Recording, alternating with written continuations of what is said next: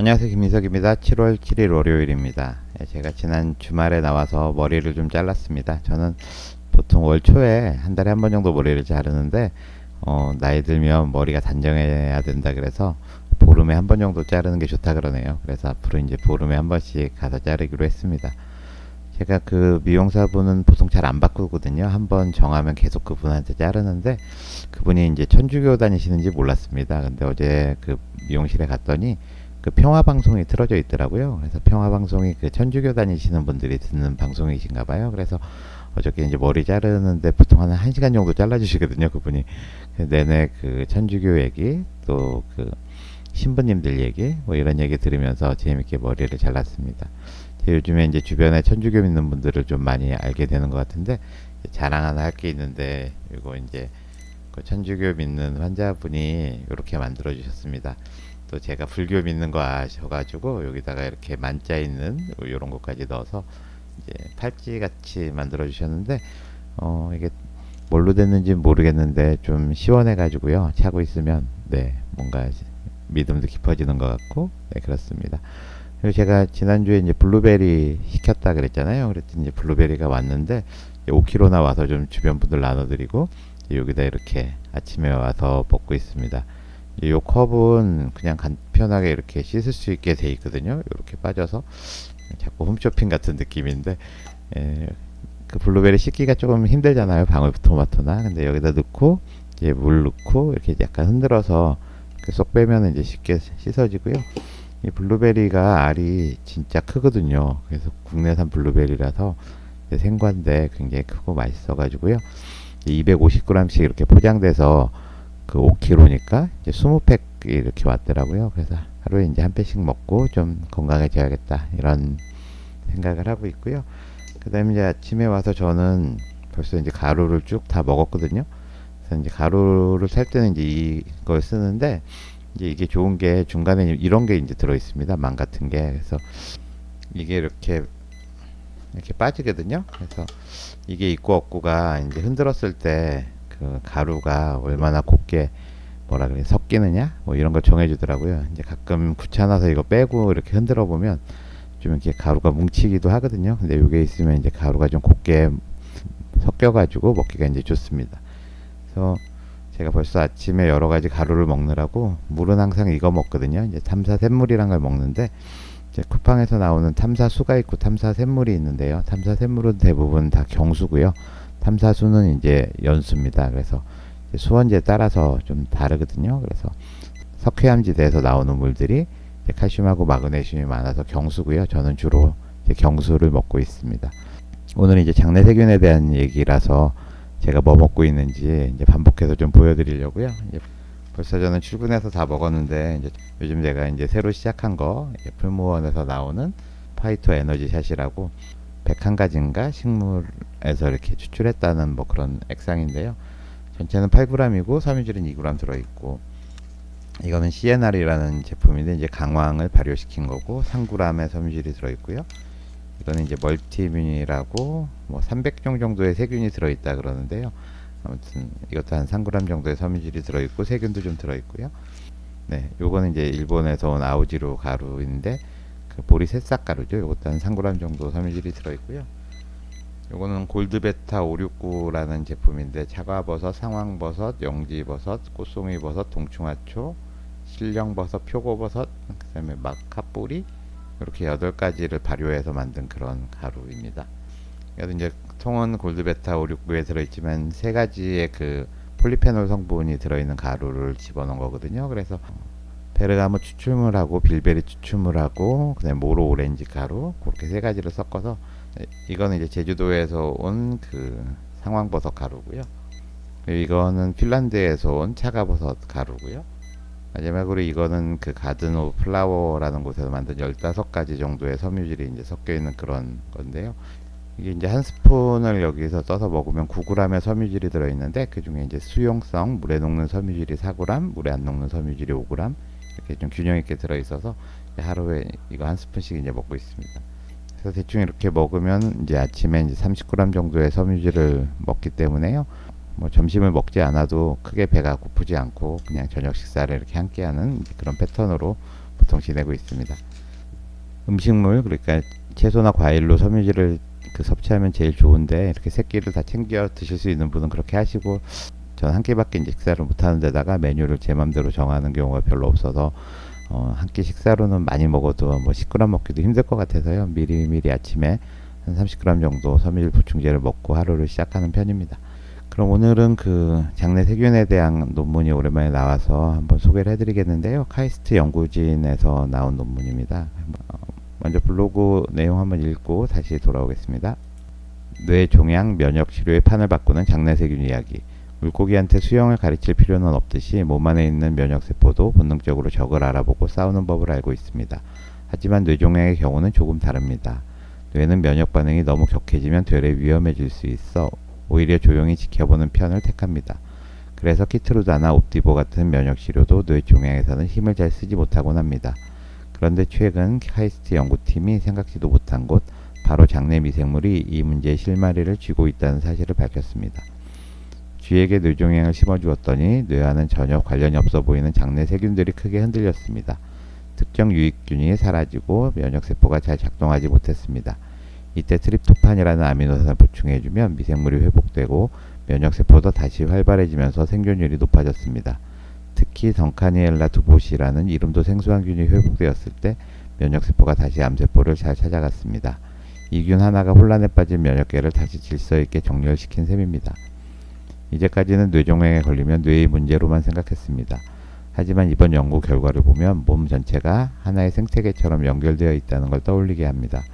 장내 환경이 무너지면 뇌종양과 맞서 싸우기 어렵게 되고, 장을 바로잡으면 면역세포가 용감하게 뇌종양을 물리칩니다. 면역세포에게는 장내 세균이 전투 지휘관이자 작전 참모인 셈입니다. 이 관계가 눈에 보이지는 않지만 우리 몸에 큰 영향을 미치고 있습니다. 이번 연구는 면역치료를 단순히 약으로 보지 말고 몸 전체를 하나의 유기적인 시스템으로 바라보아야 한다는 메시지를 던져줍니다. 현재 뇌종양은 면역치료 효과가 낮은 종양으로 분류되는데, 이는 면역세포들이 종양에 잘 침투하지 못하기 때문입니다. 하지만 장내 미생물, 특히 덩카니엘라 두보시를 조절함으로써 T세포의 순환을 개선하고 이를 통해 면역치료 효과를 높일 수 있다는 희망이 보입니다. 머지않아 장내 미생물을 이용한 뇌종양 치료가 실제 환자들에게도 적용될 날이 오기를 기대합니다. 카이스트 연구진이 발표한 논문이고 셀 리포트라고 상당히 좋은 잡지에 나왔기 때문에 여러 신문에서도 이제 기사로 다룬 것 같고요. 논문에 실린 그림인데 이렇게 한글로 돼 있으니까 이걸로 설명해 드리는 게 나을 것 같습니다. 이제 뇌에 교모 세포종이라 그래서 글리오블라스토마라는 거를 이제 심어주는 겁니다.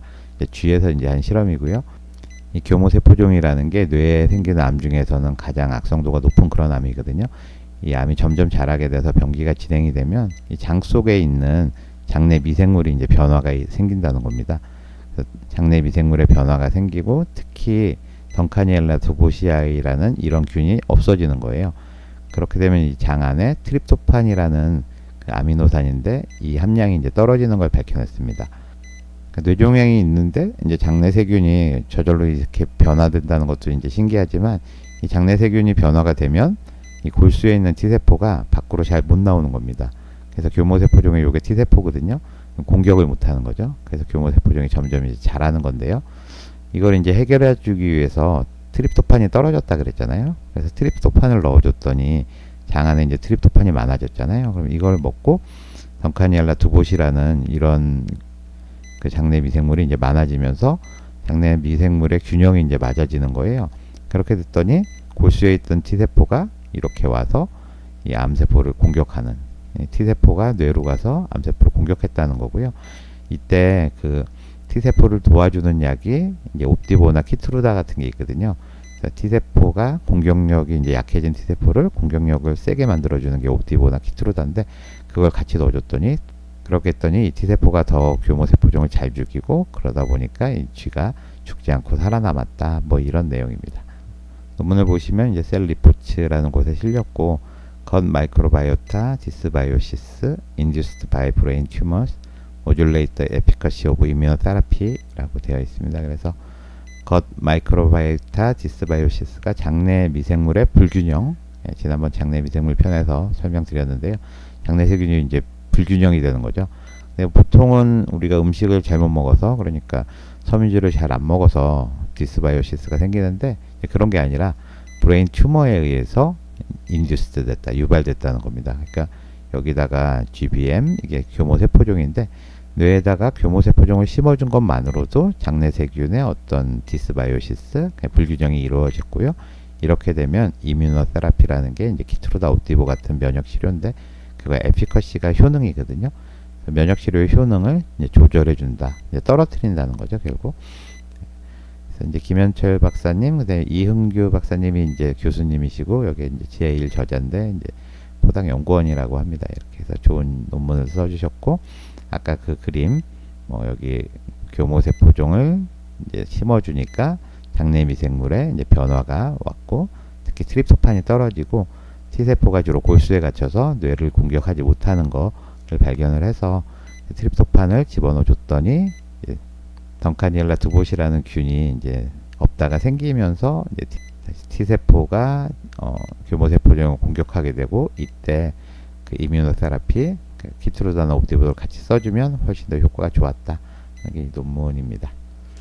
그래서 이제 교모세포종이라는 게 뇌의 종양인데요. 이게 참 그 생존율이 안 좋은 종양 중에 하나입니다. 그래서 드라마 주인공들이 죽을 때 주로 이걸로 많이 죽고 좀 슬픈 암인데요. 이제 뇌라는 조직이 우리 두개골 안에 딱 갇혀 있잖아요. 그렇기 때문에 이게 별로 여유가 없는 그런 장기입니다. 그러니까 뇌압이 조금만 올라가도 우리가 막 토하고 난리가 나거든요. 그래서 그 면역세포라든지 뭐 이런 것들이 뇌 안으로 잘 못 들어가요. 그래서 뇌암이 생기면은 그 우리가 그 면역세포가 글로 잘 못 들어가니까 사실 그 뇌암을 물리치기가 상당히 어렵거든요. 그래서 이제 키트로다나 옵티보 같은 게 온몸에 있는 그런 암에 되게 잘 듣는데, 뇌암에는 이제 그동안 잘 안 들었거든요. 기본적으로 이제 T세포가 그 암까지 가야 되는데 뇌 자체가 잘 못 오게 이렇게 막고 있거든요. 그러니까 여기가 이제 중앙 컴퓨터인데 이쪽으로 너무 붐비게 되면 그 뭐 암을 죽이려다가 내가 먼저 죽을 수가 있기 때문에 잘 못 왔는데, 근데 이거를 그 장내 미생물만 변화시켜 줌으로 인해서 T세포가 거기를 잘 가서 암세포를 죽일 수 있다는 게 너무나 그 좋은 소식인 것 같습니다. 이제 그래가지고 이제 바로 장내 미생물 분석하는 그런 CJ 바이오사이언스에다가 제가 이제 물어봤거든요. 던카니엘라 두봇이라는 균이 있냐 그랬더니 사람에는 그런 균이 없답니다. 이게 쥐에만 이제 사는 균인데, 이게 하는 걸 보면 지금 트립토판 대사하고 좀 관련이 있는 것 같잖아요. 그래서 이제 사람에서도 트립토판 대사랑 관련되는 미생물은 상당히 많거든요. 그래서 그런 균들이 교모세포종 환자에서는 어떤 변화가 있는지 일단 좀 궁금한 것 같고요. 교모세포종 환자들이 실제로 쥐하고 마찬가지로 우리 장에서 트립토판이 좀 떨어져 있는지 또 궁금하거든요. 이 트립토판이라는 게 기본적으로 도파민이라든지 세로토닌, 이런 신경 전달 물질을 만들어주는 원료가 되는 거거든요. 그래서 이게 떨어져 있을 때 이제 이거를 보충을 해주면 그 뇌암이 잘 치료가 된다 그러니까요. 사람한테도 비슷하게 적용될 수 있지 않을까 이런 생각이 들고요. 일단 트립토판을 어떻게 이 대장까지 잘 보내주느냐, 이거가 좀 어렵긴 할 것 같은데, 아무튼 그런 쪽으로 연구가 돼서 좋은 소식이 들렸으면 좋겠습니다. 일단 이렇게 신기한 게, 뇌암이 생겼는데 일단 장내세균이 변한다는 게 굉장히 신기하거든요. 그동안 이제 장뇌축이라 그래가지고 우리가 장에서 뭔가 일을 잘해줘야 뇌가 잘 돌아간다, 뭐 이런 것만 생각을 했는데, 이건 거꾸로 뇌장축에 해당하는 거죠. 그래서 뇌 기능이 어떤 장내 미생물의 변화를 일으킬 수 있다. 뭐 이런 걸로 대표적으로 알려져 있는 게, 우리가 스트레스 많이 받으면 장내 미생물의 조성이나 숫자가 이제 확 줄어드는 그런 것들 이제 알려져 있었는데, 아마 뇌암이 생겨도 그런 비슷한 메커니즘으로 일단 장내 세균에 영향을 주는 것 같고요. 그러니까 뇌암 자체가 장내 미생물을 변화시켜서 또 면역 반응을 조절해서 자기를 보호한다. 이런 게 참 암세포가 되게 영악하지 않나? 뭐 이런 생각이 들고, 우리가 이런 걸 파악을 했으니까 똘똘하게 장내 미생물을 잘 이용해서 뇌암도 죽이고 또 면역력도 높이고 이렇게 하는 날이 곧 올 거라고 생각이 됩니다. 그날이 올 때까지 열심히 섬유질을 많이 먹고 장내 미생물 튼튼하게 만드시고, 또 이 먹는 거 말고도 장내 미생물에 영향을 줄 수 있는 게 잠을 잘 잔다든지 스트레스 받지 않는다든지 규칙적으로 운동한다든지 이런 것들이 다 장내 미생물하고 연관이 되거든요. 그러니까 좋은 생활 습관이 결국 내 몸도 지키고 장내 미생물도 튼튼하게 하는 거다. 꼭 기억하셨으면 좋겠습니다. 그럼 저는 내일 뵙겠습니다. 감사합니다.